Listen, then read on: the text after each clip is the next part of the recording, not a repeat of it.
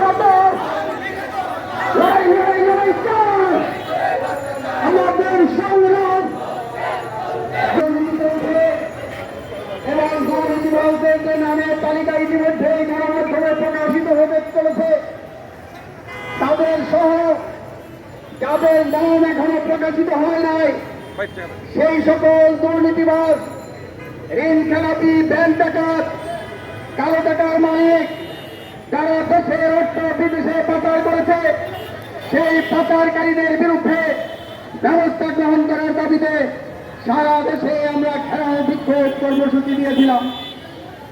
ঢাকায় জাতীয় প্রস্তাবে সমাবেশ শেষে আমরা শান্তিপূর্ণভাবে এই স্বরাষ্ট্র মন্ত্রণালয়ের কার্যালয়ের সামনে আমরা বিক্ষোভ করতে চেয়েছিলাম।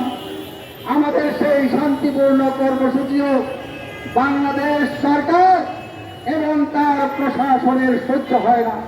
পুলিশ বাহিনী দিয়ে আমাদের সেই কর্মসূচির সামনে সেখানে একটা পুলিশি রাস্ত্রে পরিণত করেছে এই শেখ হাসিনার সরকার।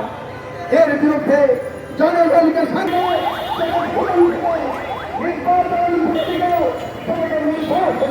হয়েছে এর তীব্র নিন্দা আমরা প্রতিবাদ জানিয়েছি।